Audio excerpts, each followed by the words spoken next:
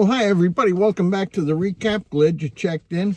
Well, we're in this kind of funny, funky part of the year when, in baseball, you got spring training going on, and in football, you've got the more or less interesting free agent period going on, and, we're sitting around wondering who the Giants are going to get for quarterback and so on.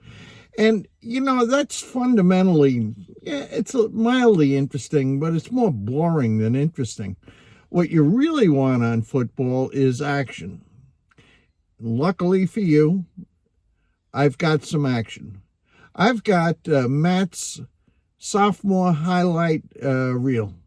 Here, check this out. We're going to play us through light and rain. The palms of your hands will thicken, the skin of your cheek will tan. It don't matter if it start lightning. You'll grow ragged and weary and wet, but you must do the best you can. And him. Do you fear the force of the wind, the slash of the rain?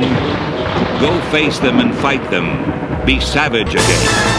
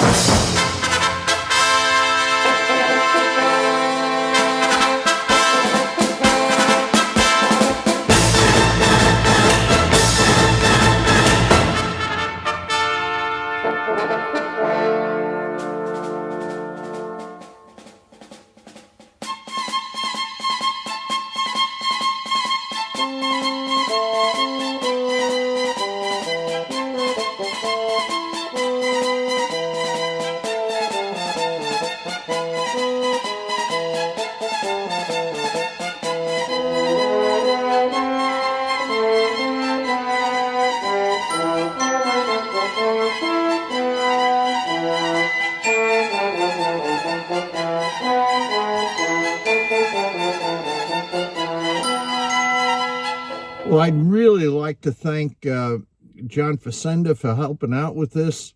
It was a big help. And let's go to the Mets spotlight. This week we're turning it on Pete Alonso. Now, you'll recall Pete Alonso, we spent the winter wondering whether he was going to get signed up. And ultimately, of course, the Mets did sign him to a 2-year deal. The amazing thing about Pete Alonso, think about his career so far. He's only 30 years old. He came up with the Mets in 2019 and was named Rookie of the Year. He consistently hits 34 home runs in a year, every season, except for 2020, but when COVID hit. And we're not going to forget last year's wild card playoff game, when he won it with a home run in the ninth. It was do or die, and Pete Alonso came through. Now, best of all about Pete Alonso, in my judgment, is, I'm liking our superstars, Juan Soto, Francisco Lindor. I like those guys. But I think the majority of Mets fans like the fact that Pete Alonso, as good a home run hitter as he is homegrown. He came up with the Mets. He stayed with the Mets.